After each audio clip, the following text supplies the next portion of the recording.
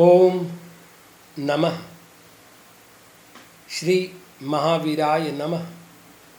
श्री द्वादशांग श्रुत देव्यै नमः। आचार्य श्री आदि सागर महावीर कीर्ति सन्मति सागर गुरुभ्यो नमो नमः।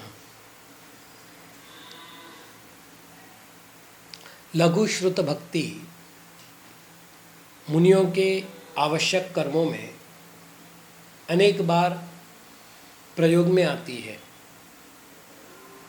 जैसे स्वाध्याय प्रतिष्ठापन, निष्ठापन, आचार्य वंदना, उपाध्याय वंदना इत्यादि कार्यों में। तो हम उनका क्रम से अर्थ देखते हैं। इसमें विशेष बात यह है कि पहला पद्य संस्कृत में है, दूसरा पद्य प्राकृत में है और अंचलिका प्राकृत में है। कुल 2 पद्य जो कि आर्या छंद में है और अंत में अंचलिका जो गद्य रूप में है। कुल मिलाकर ये श्रुत भक्ति का स्वरूप है। श्रुत भक्ति के द्वारा श्रुत अर्थात जिनवानी माता की वंदना की जा रही है। तो सर्वप्रथम जिनवानी माँ के जितने पद हैं उनकी चर्चा कर रहे हैं, अर्थात द्रव्य श्रुत में जितने पद हैं उनको नमस्कार कर रहे हैं। कोटिशतं द्वादश चैव कोट्यो लक्षाण्यशीतिस्त्र्यधिकानि चैव पंचाशदष्टौ च सहस्र संख्या मे तच्छ्रुतं पंचपदं नमामि। कोटिशतम 100 करोड़ च एव और 12 कोट्यः 12 करोड़ अशीति 80 लक्षाणि लाख च और त्रिअधिकानि 3, चूँकि यहाँ लाख का प्रकरण है इसलिए लाख शब्द लक्षाणी शब्द यहाँ पर पुनः आएगा। 3 लाख अधिक एव तथा 58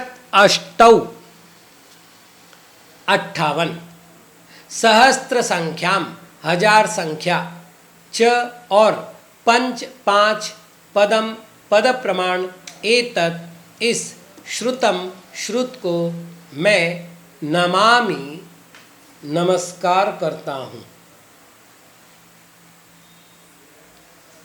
अर्थपद, प्रमाण पद और मध्यम पद ये पद के 3 भेद हैं।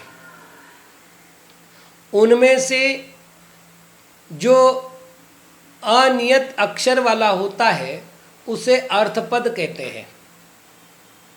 जितने अक्षरों से अर्थ निकल सकता है उतने अक्षर प्रमाण ये पद होता है। जैसे मैंने कहा इधर आओ, तो इसमें 2 ही अक्षर हो गए, इधर और आओ। 2 अक्षर नहीं, 2 शब्द हुए। इधर आओ 5 अक्षर हुए। हो सकता है मैं ये वाक्य बोलूं कि मैं प्रतिक्रमण करके सामायिक करूंगा। अब यहाँ पर बड़ा वाक्य हुआ तो अर्थ पूर्ण करने के लिए अनियत अक्षरों का प्रयोग किया जाता है और उस अनियत अक्षरों को स्वीकार करने वाला जो पद है उसे अर्थपद कहते हैं। इससे उल्टा नियत अक्षरों वाले पद को प्रमाण पद कहते हैं। इसमें 8 अक्षर होते हैं। संस्कृत भाषा में एक छंद है जिसे कहते हैं अनुष्टुप छंद। इसको श्लोक भी कहते हैं। इसमें 4 चरण होते हैं और एक चरण में 8 अक्षर होते हैं। अर्थात अनुष्टुप छंद के एक चरण में जितने अक्षर है उतने अक्षर प्रमाण यह प्रमाण पद पाया जाता है। इसके द्वारा अंग बाह्य के जो श्रुत रचना के पद है उनको गिना जाता है, किंतु अंग प्रविष्ट श्रुत की जो अक्षरों की संख्या गिनने का माध्यम है उसे मध्यम पद कहते हैं। मध्यम पद की अपेक्षा से श्रुत ज्ञान का प्रमाण 112 करोड़ 83,58,000 और 5 पद है। मैं इस श्रुत ज्ञान को नमस्कार करता हूँ। दूसरा पद्य है अरहंत भासी अत्थम गणहर देवे हिम गंत्यम सम्मम प्रणमामि भक्ति जुत्तो सुदनान मोहो वहिम सिरसा। अरहंत भासी अत्थम, अरियंत भगवान के द्वारा भाषित अर्थात कहे गए, और गणहर देवेहिम, गणधर देवों के द्वारा सम्मम समीचीन रूप से गंथ्यम गुंथित ऐसे सुदनाण महो वहिम श्रुत ज्ञान रूपी महासमुद्र को भक्ति जुत्तो भक्ति से युक्त होकर सिरसा मस्तक झुकाकर मैं प्रणमामि प्रणाम करता हूँ। जिन्होंने 4 प्रकार के घातिया कर्मों का विनाश कर दिया है उन्हें अरिहंत कहते हैं। केवल ज्ञान रूपी दिव्य चक्षु के द्वारा जिन्होंने लोक और अलोक में रहने वाले समस्त द्रव्य गुण पर्यायों को युगपत जान लिया है, ऐसे भगवान अरिहंत होते हैं। वे अपनी दिव्य ध्वनि के द्वारा श्रुत का उपदेश देते हैं। अतः श्रुत ज्ञान अरहंत भासी अत्थम है, और अरिहंत भाषित होने से वह प्रमाण भी है। जिन्हें तीर्थंकर भगवान के साक्षात शिष्य होने का गौरव प्राप्त है, जिनके पास अनेक प्रकार की रिद्धियां पाई जाती हैं, जो गण को धारण करने वाले हैं, जिनमें गुणों का समूह पाया जाता है, जो तीर्थंकर भगवान के द्वारा उपदिष्ट तत्व व्यवस्था को ग्रहण करते हैं और यथावत जानकर उसे ग्रंथ रूप में उपनिबद्ध करते हैं, उन्हें गणधर कहते हैं। गणधर देवेहिम गंत्यम सम्मम, इस शास्त्र की रचना गणधर देवों के द्वारा गुंथित की गई है। ऐसा ये श्रुत ज्ञान महोदधि है। महोदधि अर्थ महासमुद्र। केवल ज्ञान में जितना विषय है उतना ही विषय श्रुत ज्ञान में होता है। अंतर है तो केवल इतना है कि केवल ज्ञान प्रत्यक्ष रूप से जानता है और श्रुत ज्ञान परोक्ष रूप से उन विषयों को जानता है। ऐसे श्रुत ज्ञान रूपी महोदधि को मैं भक्ति से युक्त होकर मस्तक झुकाकर प्रणाम करता हूँ। और अब अंचलिका। इच्छामि भन्ते सुध भक्ति काउ सग्गो कौ तस्सालोचम अंगोवंग पैन्नय पाहुड़य परियम सुत्त पड़माणि ओग पुव्वगय चुलिया चेव सुत्तथुई धम्म काह्यम निच्च कालम अंचेमी पूजेमी वंदामी नमनसामी दुःखखवो कम्मखवो बोहिलाओ सुगई गमनम समाहि मरणम जिनगुण संपत्ति होमज्जम। भन्ते, हे भगवान, मैंने सुध भक्ति काउ सग्गो श्रुत भक्ति का कायोत्सर्ग कहो किया है। मैं तस् उससे संबंधित आलोचुम आलोचना करने की इच्छा करता हूँ। अंग अंग उवंग उपांग पैन्नय प्रकीर्णक पाहुड़य प्राभृतक, पर्यम, परिकर्म, सुत्त, सूत्र, पढ़माणयोग, प्रथमानुयोग, पुव्वगय, पूर्वगत, चेव और चूलिया, चूलिका, सुत्तथय, सूत्रार्थ, थुई, स्तुति, धम्म कहाय, धर्म कथा आदि है।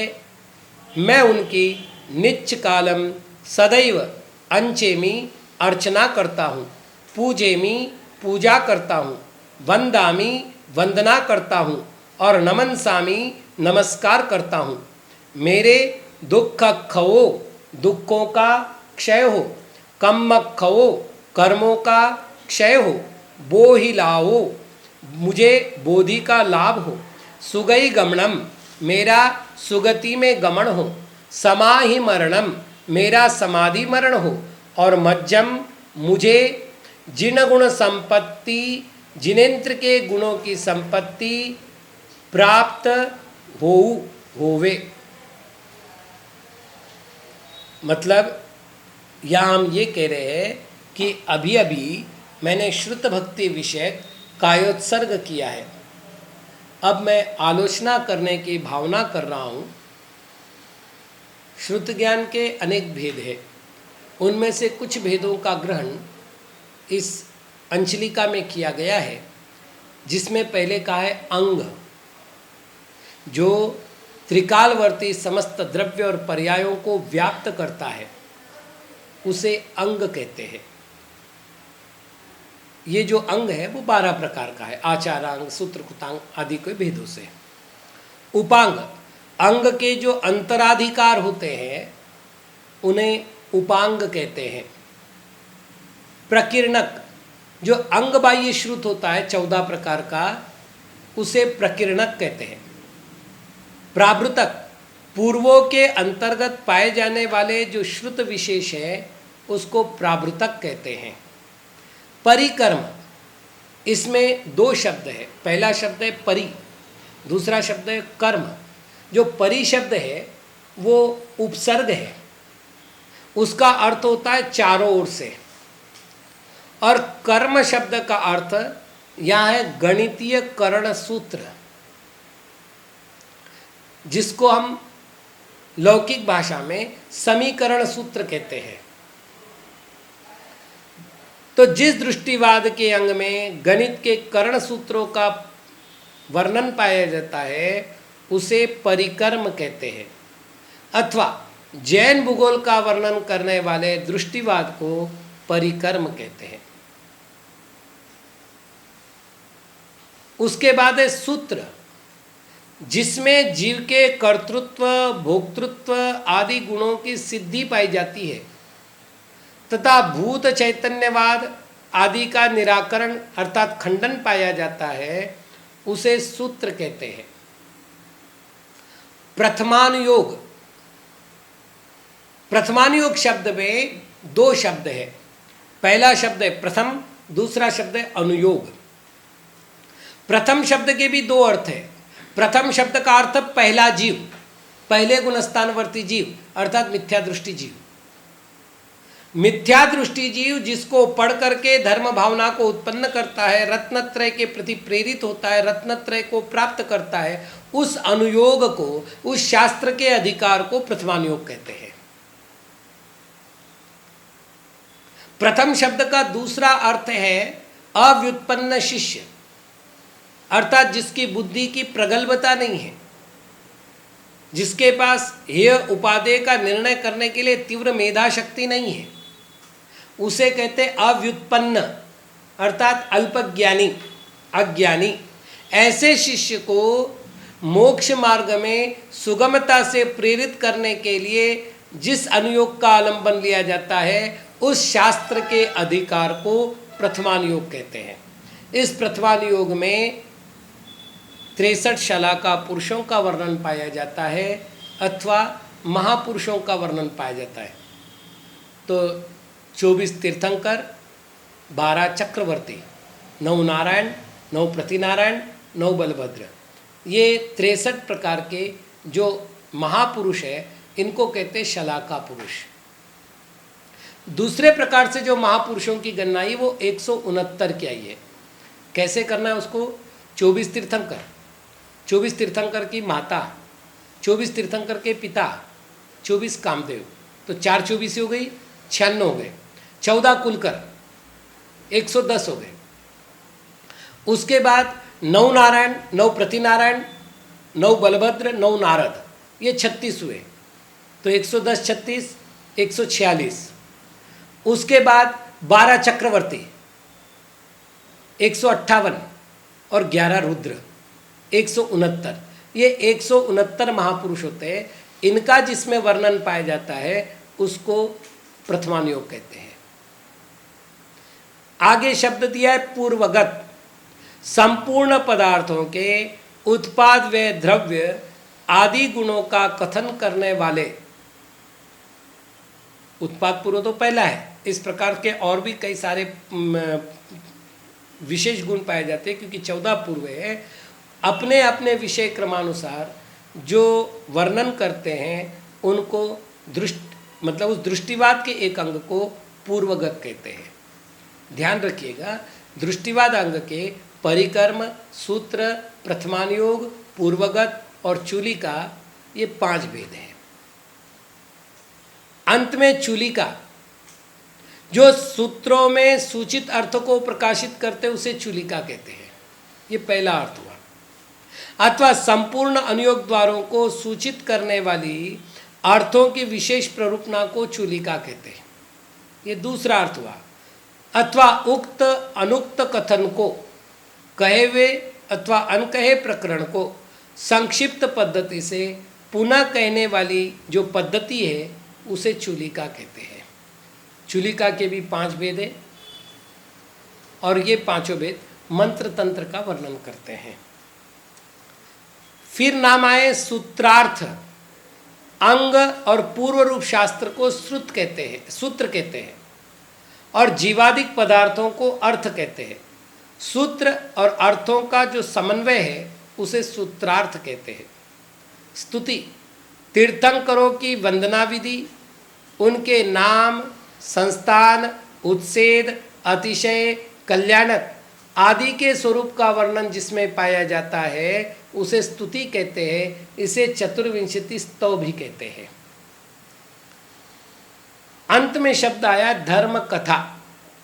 आक्षेपिणी, विक्षेपिणी, संवेगिनी और निर्वेदिनी, ये 4 प्रकार की जो कथाएं हैं इनको धर्म कथा कहते हैं। ऐसे जो श्रुत रूपी महासमुद्र है, मैं इसकी अर्चना करता हूँ, मैं इसकी पूजा करता हूँ, मैं इसकी वंदना करता हूँ, मैं इसे नमस्कार करता हूँ। अर्चना, पूजना, वंदन और नमस्कार के अर्थ हम लघु सिद्ध भक्ति के प्रकरण में जान चुके हैं। वो कि वही अर्थ यहाँ भी है। श्रुत से जो संबंधित मेरी ये भक्ति है, उस भक्ति के फल से मेरे दुखों का क्षय हो, मेरे कर्मों का क्षय हो, मुझे रत्नत्रय की अर्थात बोधि की प्राप्ति हो, मेरा सुगति में गमन हो, मेरा समाधि पूर्वक मरण हो और मुझे जिनेंद्र भगवान के गुणों की संपदा प्राप्त हो। आज इतना ही। ओम नमः।